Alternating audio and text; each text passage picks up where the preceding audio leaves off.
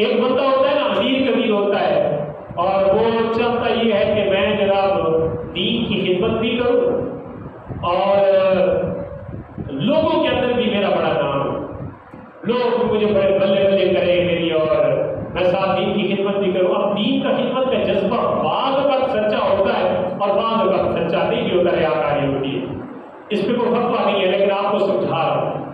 تو ہمارے یہاں دینی کاموں کا اگر کوئی جذبہ رکھتا ہے اور وہ ساتھ ساتھ اگر مالدار ہے، اہل ثروت ہے، تو وہ دنیا کو دکھانے کے لیے بھی، جیسے ہمارے یہاں رمضان میں اکثر ہوتا ہے کہ آگے کا ایک تھیلا دینے کے لیے بڑے بڑے 5-6 قسم کے فوٹوگرافر کھڑے ہوتے ہوئے ایک غریب کو ایک تھیلا پکڑایا جا رہا ہے۔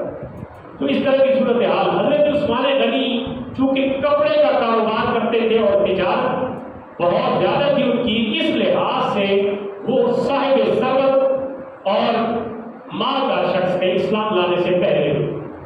جب انہوں نے اسلام لے آئے، وہ مسلمان ہو گئے، تو ان کا جو مال تھا انہوں نے جمع نہیں کیا، بلکہ اس کو مال کو ان کی کوشش ہر وقت یہ ہوتی تھی کہ اسلام کے لیے ان کا مال اگر لگ جائے یا اسلام کو ضرورت پڑے میرے مال کی، تو حضرت عثمان غنی کا ہر وقت دل یہ ہوتا تھا کہ میں اپنے مال کو مسلمانوں کے لیے قربان کروں۔ یہ جذبہ بھی کسی کسی کو اللہ نصیب کرتا ہے۔ ظاہر ہے بڑی اللہ تعالیٰ نے ان کو صفت حیا عطا فرمائی تھی۔ ایک ان کا جو پرومیننٹ فگر ہوتا ہے کسی شخص میں ایک کوالٹی ہوتی ہے، اور وہ کوالٹی اس کی دیگر جو صفات ہوتی ہے نا ان میں ذرا کم ہوتی ہے۔ کسی میں بولنے کی کوالٹی زیادہ ہوتی ہے، کسی میں عاجزی کی کوالٹی زیادہ ہوتی ہے، کسی میں سخاوت کی زیادہ ہوتی ہے۔ یہ نہیں ہوتا کہ باقی اس کی خوبیاں نہیں ہوتی، لیکن ایک خوبی ان کی بہت زیادہ غلط ہوتی ہے۔ تو حضرت عثمان غنی جہاں پہ سخی تھے، ان کے نام کے ساتھ ان کا لقب ہی غنی لگ گیا۔ غنی لقب ہے، غنی کا مطلب ہوتا ہے جو زیادہ مالدار بھی ہو، اور پھر مالدار صرف اپنے جو نہ ہو بلکہ سخاوت بھی کرتا ہو۔ غنی اس شخص کو کہتے ہیں جو مالدار بھی ہو لیکن مالدار کے ساتھ ساتھ وہ لوگوں میں تقسیم بھی کرتا ہو۔ تو حضرت عثمان، نام ان کا عثمان تھا، ابو عبداللہ ان کی کنیت تھی، لیکن عثمان کو ان کے زیادہ مال دینے کی وجہ سے، ان کے زیادہ سخاوت کی وجہ سے اللہ کے رسول صلی اللہ علیہ وسلم نے ان کو غنی کا لقب دیا۔ اور اب دنیا میں صرف عثمان کا نام لے تو لوگ پہچانتے نہیں ہیں، اگر عثمان غنی کو کہے تو ہر بندہ پہچان جاتا ہے۔ اور پھر ان کو جو لقب ملا ذوالنورین کا، سبحان اللہ، ذوالنورین کا مطلب ہوتا ہے دو نوروں والا۔ کیا مطلب ہوتا ہے؟ دو نوروں والا۔ تو یہ کوالٹی بھی حضرات صحابہ کرام 1,24,000 کم و بیش صحابی تھے، ان حضرات صحابہ کرام میں جو یہ والی کوالٹی تھی وہ بھی صرف حضرت عثمان غنی کی تھی، ذوالنورین والی۔ اس کے پیچھے حضور علیہ السلام کی 4 شہزادیاں تھیں۔ کتنی؟ بولے ذرا، کتنی؟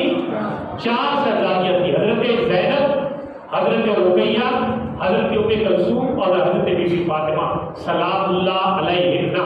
یہ ساری 4 کی 4 زندہ رہی، اور پھر ان کی آگے شادی ہوئی، اور شادی کرنے کے بعد ان کا وصال ہوا، اور اللہ کی تقدیر ایسی کہ ان کی اولادیں بھی ہوئی، لیکن وہ بھی بچپن میں وصال ہوئی، کیونکہ اللہ تعالیٰ نے اپنے نبی کی نسل کو سیدہ خاتون جنت سیدہ فاطمہ سے چلانا۔ یہ اللہ کی حکمت ہے، کوئی اس پہ تیرے کے لیے کوئی دخل بھی نہیں اور باتیں بھی نہیں بنتی۔ تو آپ کی ایک صاحبزادی جو بڑی تھی حضرت رقیہ رضی اللہ تعالیٰ عنہا، تو آپ نے ان کا نکاح حضرت عثمان سے کیا، اور یہ مکہ میں ان دنوں کا واقعہ ہے جب مسلمان چھپ چھپ کے نمازیں پڑھتے تھے۔ ان دنوں میں آپ نے اپنی بیٹی کا نکاح حضرت عثمان سے کر دیا۔ جب سختیاں زیادہ ہوئی تو حضرت عثمان حضرت رقیہ کے ساتھ جو پہلا ہجرت کا حکم ہوا تھا وہ مدینہ کی طرف نہیں ہوا تھا، مسلمانوں نے پہلی ہجرت افریقہ کی طرف، حبشہ کی طرف کی تھی۔ تو پہلی ہجرت میں کوئی 85 لوگ تھے، 83 اور ان میں یہ جوڑا بھی شامل تھا۔ ایک میں یعنی حضرت عثمان اور ان کی زوجہ حضور کی بیٹی حضرت رقیہ پہلی ہجرت میں جو ہجرت حبشہ کی طرف ہوئی تھی اس میں یہ جوڑا بھی شامل تھا۔ اب ادھر سے دوبارہ واپس آئے، واپس آ کے پھر حضرت رقیہ کا وصال ہوا، وہ فوت ہو گئی۔ پھر فوت تو مدینہ میں جا کے ہوئی کیونکہ انہوں نے 2 ہجرتیں کی تھی، ادھر سے واپس آئے، پھر مسلمانوں میں سختی، پھر مدینہ کی طرف ہجرت کی۔ تو مدینہ میں جا کے فوت ہوئی تو اللہ کے نبی صلی اللہ علیہ وسلم نے اپنی دوسری شہزادی حضرت ام کلثوم کا نکاح حضرت عثمان سے کر دیا۔ 2 بیٹیوں کا نکاح حضرت عثمان کے ساتھ کیا، اور یہ وہ فضیلت ہے جو کائنات میں کسی بھی شخص کو حاصل نہیں ہے حضرت عثمان کے علاوہ۔ یعنی باقی نبیوں کی بھی بیٹیاں تھیں، وہ بھی کسی کے نکاح میں گئی، لیکن یہ فضیلت کسی کو نہیں گئی کہ ایک نبی کی 2 شہزادیاں کسی ایک بندے کے نکاح میں گئی ہو، اور یہ فضیلت صرف حضرت عثمان کو ہے۔ اس بنیاد پہ ان کو ذو النورین کہا جاتا ہے۔ اچھا میں یہاں پہ ایک چھوٹی سی بات کر دوں، حضرت عثمان غنی کا ذو النورین لقب کیوں پڑا؟ اچھا اس بات کو دیوبندی بھی مانتے ہیں، تبلیغی بھی مانتے ہیں، سنی بھی مانتے ہیں، شیعہ بھی مانتے ہیں۔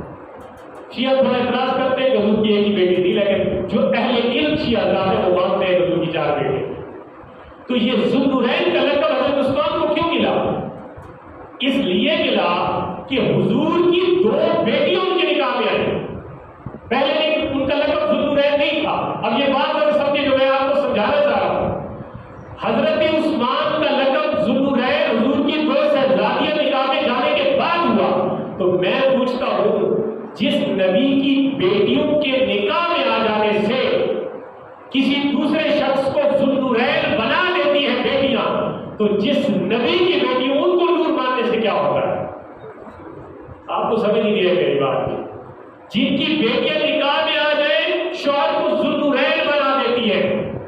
2 نوروں والا، عقیدے کی بات آپ کو سمجھا رہا ہوں نا، تو بیٹیوں کے نکاح میں آ جانے کی وجہ سے نور آ جائے، تو جس کی بیٹیاں ہیں اس کے نور کے متعلق بندہ بات کرے تو پھر بندے کو پتہ لگ جائے کہ یہ نور کیوں مانتے ہو۔ تو یہ بات سمجھنے کے قابل ہے کہ بیٹیاں اگر نور ہیں تو جو ذات کی بیٹی ہے اس کو نور ماننے سے کیا حال ہے۔ تو یہ بھی عین ایمان ہونا چاہیے کہ حضور کی ذات کو اللہ نے شان نورانیت بھی بنایا اور شان بشریت بھی بنایا۔